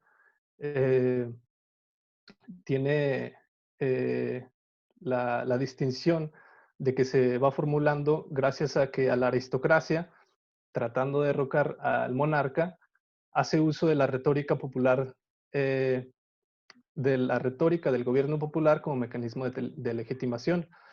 Permanece la república un poco escondida durante la Edad Media y luego vuelve a reaparecer con mucha fuerza en el republicanismo de la independencia de Estados Unidos, en donde enlazó no solo con la tradición liberal, sino que también adoptó las condiciones del Estado moderno. Es así que el republicanismo encuentra la forma de irse adaptando a estas unidades políticas, mientras que la democracia va teniendo esta dificultad para adaptarse a estas unidades políticas. Y bueno, pues dar la siguiente, por favor. Bueno, y en este sentido llegamos a lo que es la modernidad. Aquí apunto 4 problemas que encuentro yo, que seguramente hay muchísimos más, pero ahora por cuestión de tiempo me limito a estos. En cuanto a la interdependencia institucional que dificulta la unidad política, hay 2 autores que comentan, Wolfgang Streeck y Philipp Schmitter, que hablan sobre las diferentes modelos que existen, que no es solo el Estado, tampoco es solo el mercado y la comunidad, sino que también se encuentran las asociaciones, a lo que ellos llaman el neocorporativismo. Y entre estos 4 se van entrelazando y hay diferentes actores, por lo que la unidad política es bastante difusa. En cuanto a la estructura política supraestatal, cabe mencionar que los estados hoy en día adquieren o toman decisiones que son por encima del Estado. Es decir, hay estados en todo el mundo que toman decisiones que son dictadas por el Banco Mundial o el Fondo Monetario Internacional. Entonces, son decisiones que no son ni legítimas por no ser democráticas y en otras ocasiones no son legales, sino simplemente son decisiones políticas o económicas. En cuanto al control y configuración de la opinión pública, como bien ya lo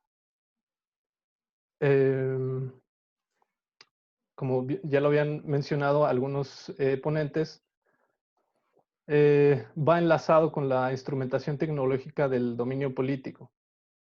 Es decir, el control y la configuración de la opinión pública se moldea previamente a la modelación social de esta opinión.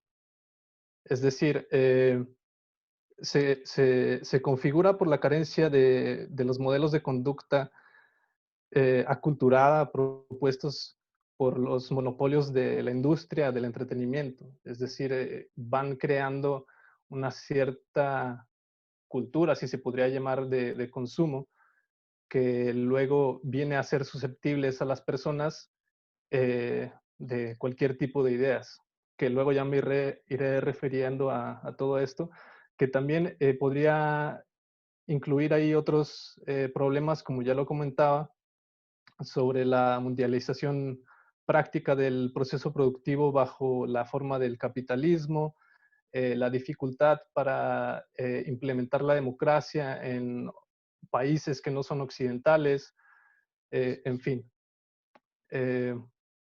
¿Puedes dar la siguiente, por favor?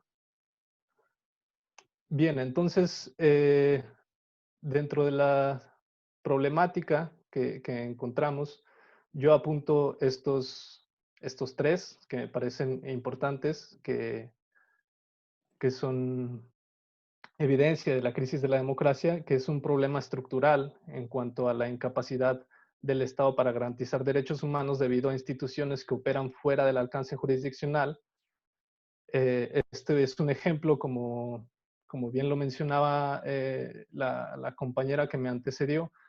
Existen empresas multinacionales. 3 minutos, maestro. Gracias. Como es Amazon, que puede llegar a ocurrir que haya litigios por cuestiones laborales o lo que sea, pero no se encuentra una jurisdicción para hacerles efectivos los derechos a los trabajadores.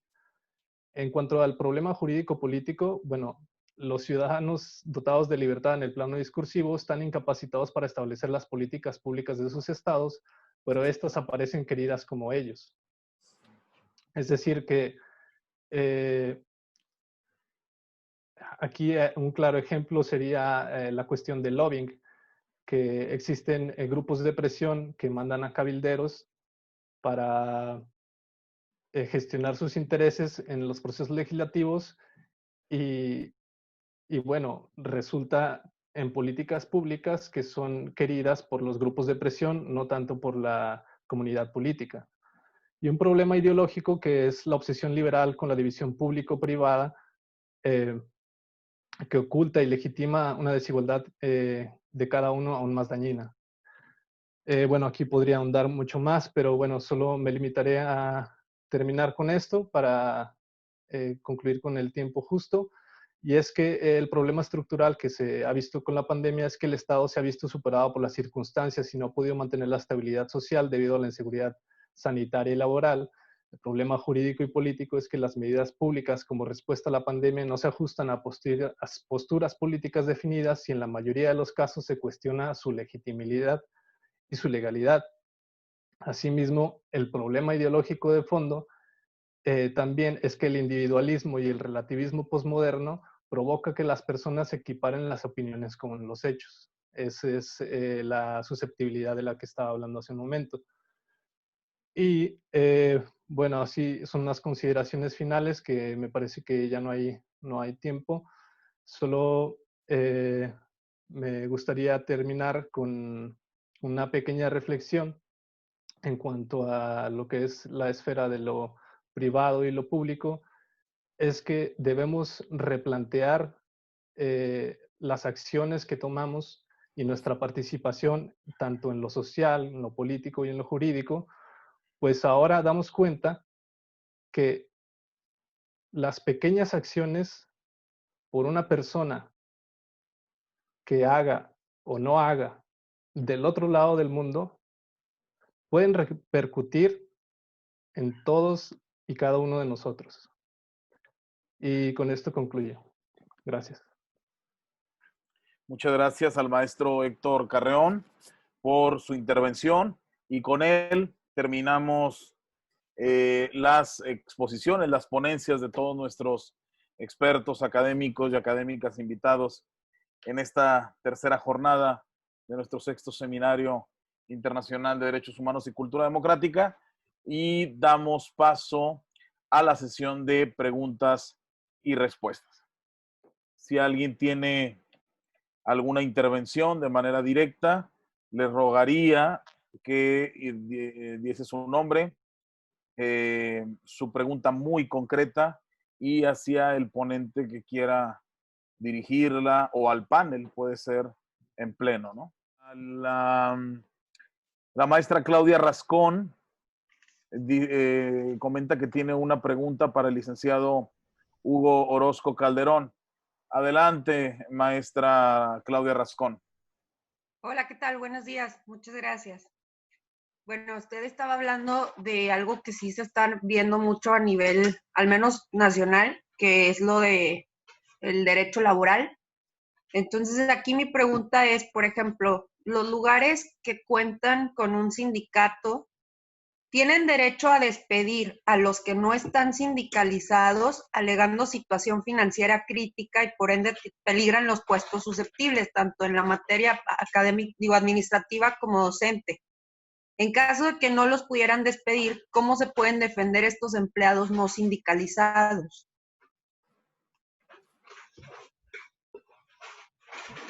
Correcto.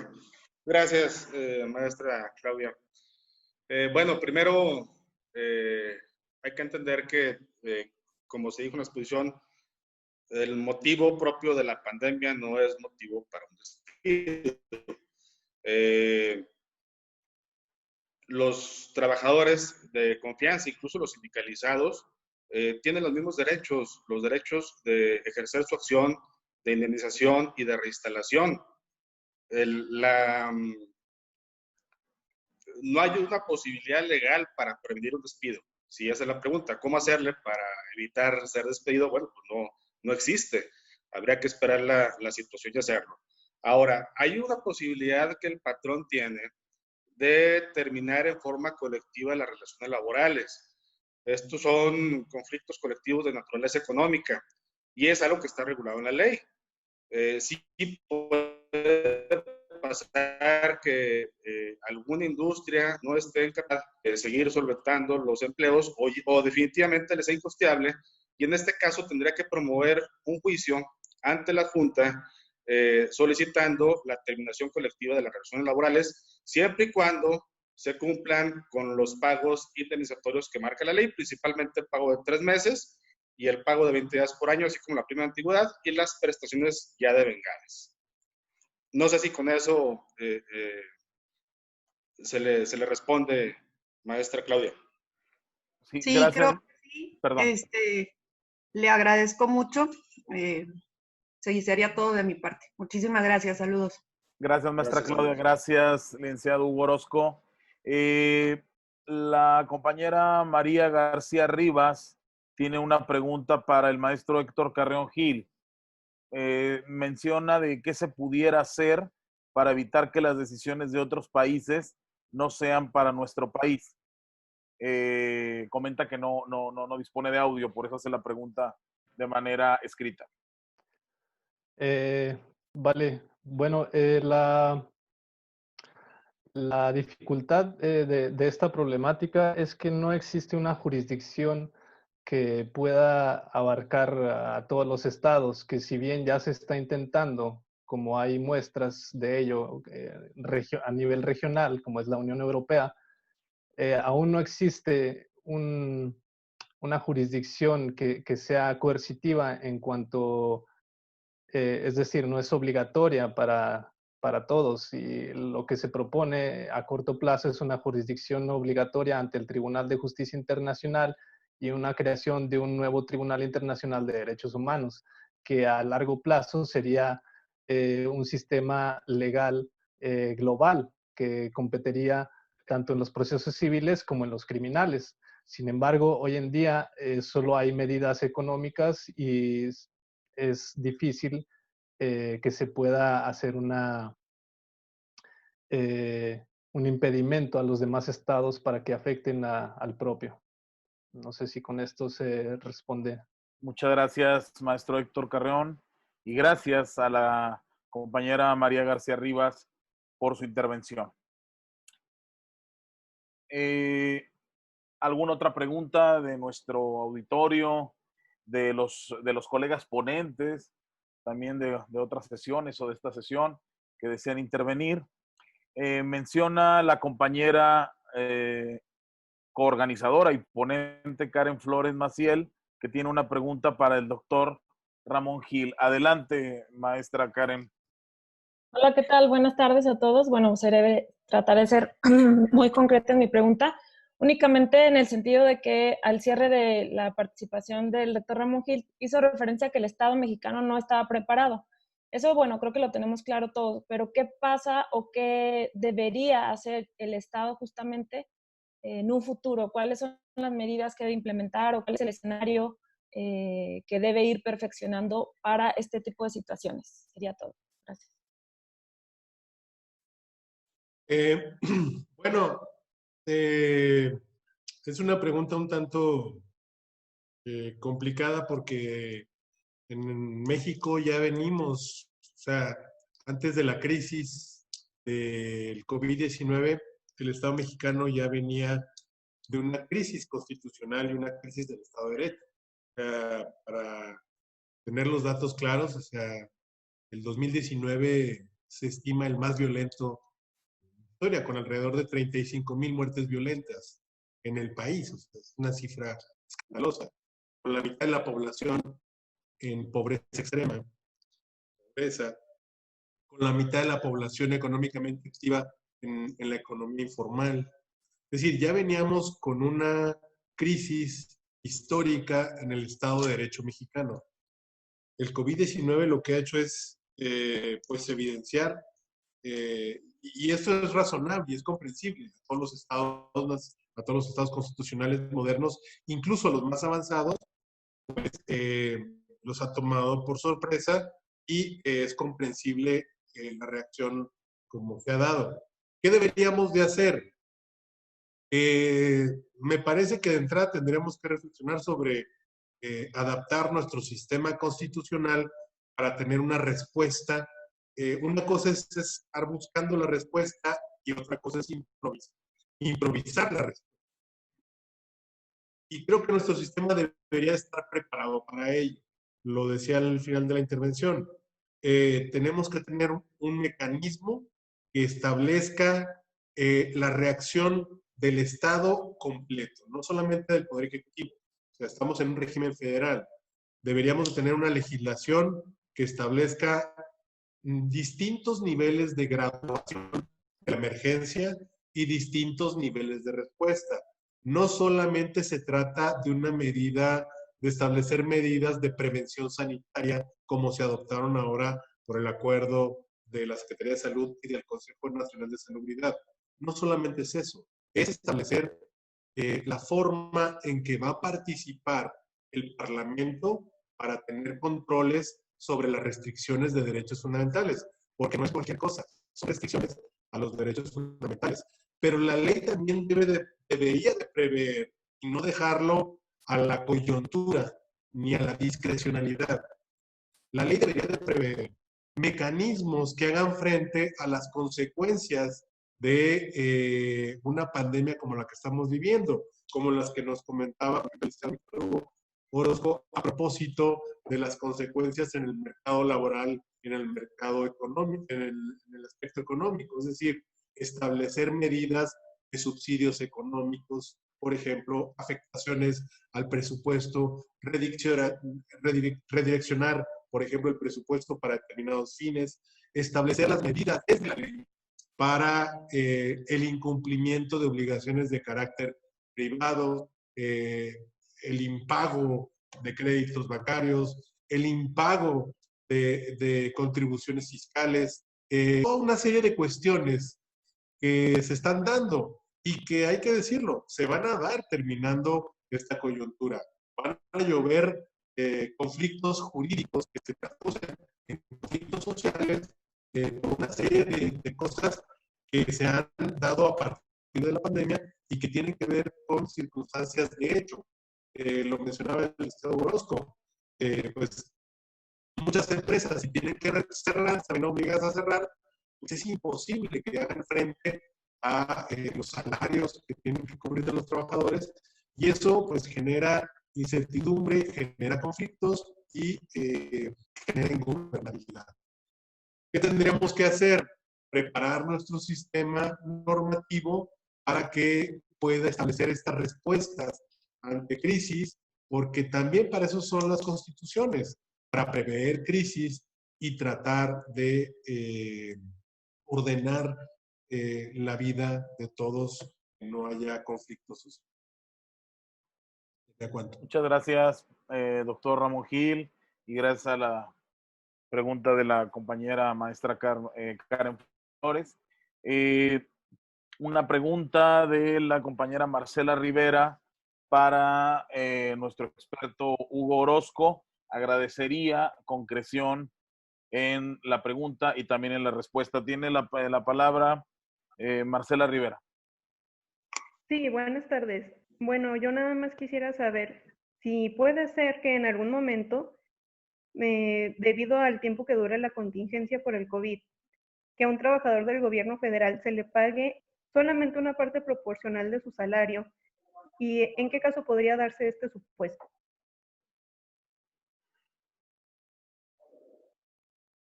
Ok. Que se puede dar, no, tendría que pagarse su salario tal cual. ¿Qué nos hemos dado cuenta en la práctica? Que los bonos son los que se están omitiendo del pago. ¿Por qué? Porque al hacer guardias, bueno, primero hay que definir si es un trabajador que está yendo de manera normal a sus labores, pues claro que se le tienen que respetar todos sus derechos y todas sus prestaciones. Si están en guardias y están cubriendo solamente días o están en suspensión, Ahí no aplica la cuestión de los bonos por asistencia, puntualidad, ni las prestaciones que tengan que ver con productividad.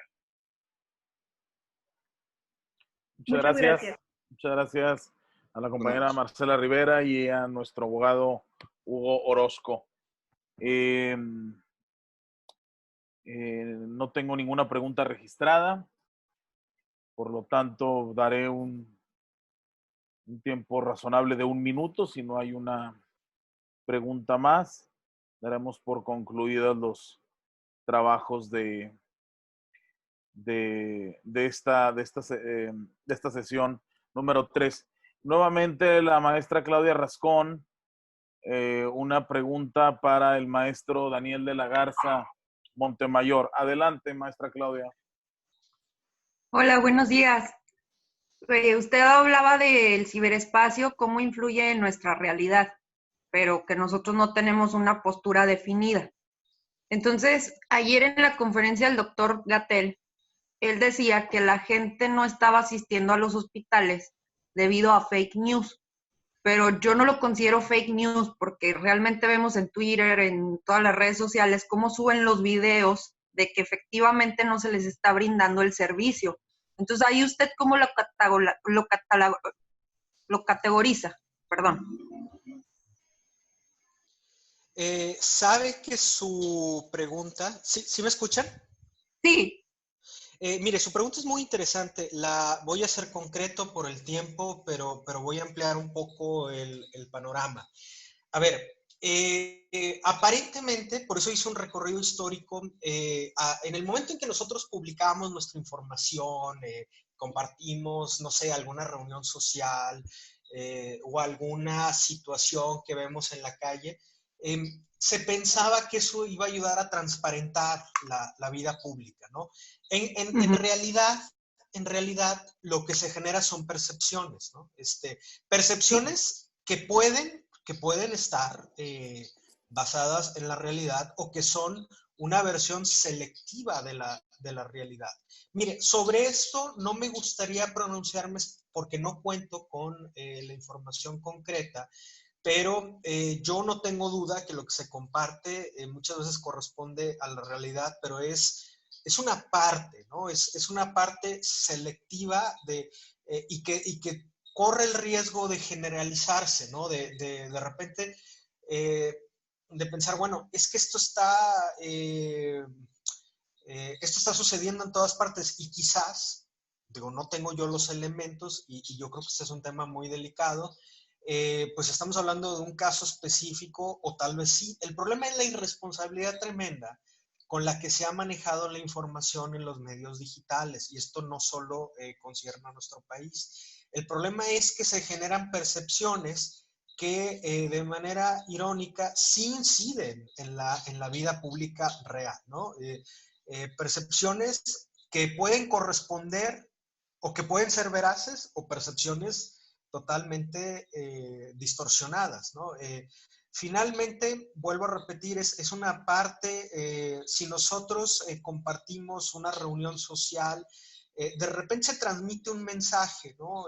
Que puede ser de acuerdo a lo que nosotros somos o de acuerdo a la apariencia o a la imagen que se trata de proyectar. Entonces, sí creo que en una coyuntura como la que estamos viviendo, es verdaderamente lamentable precisamente la proliferación de noticias falsas o de manera deliberada o de manera inclusive inconsciente, porque está probado, y digo, hay estudios sobre esto que se han generado, que si la información que recibimos, el insumo de información que recibimos a través de los medios digitales, sí puede causar inclusive malestar emocional. Entonces, en una coyuntura donde existe tanta incertidumbre laboral, como se ha comentado, en donde realmente, pues, en términos económicos no sabemos cómo vamos a terminar el año, no sabemos qué tantas cosas tienen que redefinir, y también donde hay una contingencia de salud, sí creo que esta coyuntura nos hace, nos debe de forzar, ¿no? A no dejar de prestarle atención a este tema y cómo crear mecanismos desde la sociedad civil, desde la academia, desde los propios medios de comunicación, para contrarrestar la información falsa, que es un problema social y que no solo se está manifestando en este momento, pero sobre todo en este momento se ha vuelto evidente la magnitud del problema. Muy bien, muchas gracias. Y con esta pregunta del doctor, con esta respuesta, mejor dicho, del doctor Daniel de la Garza, damos por concluidos los trabajos de esta tercera sesión de nuestro sexto seminario de Derechos Humanos y Cultura Democrática en su versión virtual con motivo de la contingencia COVID-19. A nombre del doctor Raúl Montoya, organizador de este evento, y de los anfitriones, nuestros auspiciadores, la Universidad Juárez del Estado de Durango, de su Facultad de Derecho, de su Instituto de Investigaciones Jurídicas, del Cuerpo Académico en Consolidación, que organiza también estos trabajos, de la Universidad de Castilla-La Mancha, de la Universidad Autónoma de Baja California, de la Universidad Antigua de Panamá, la Universidad de Costa Rica y la Facultad de Ciencias Políticas y Sociales de la Universidad Autónoma de Coahuila, a través de su cuerpo académico, actores, instituciones y políticas públicas. Les damos las gracias a todas y a todos por esta disposición, por este profesionalismo, por este entusiasmo y sobre todo por este afán en la interminable búsqueda del conocimiento y la divulgación científica. Por mi parte ha sido un honor coordinar estos trabajos y los invitamos el día de mañana a la cuarta jornada y clausura de este seminario internacional. Por su atención a todos y a todas y a todos, muchísimas gracias.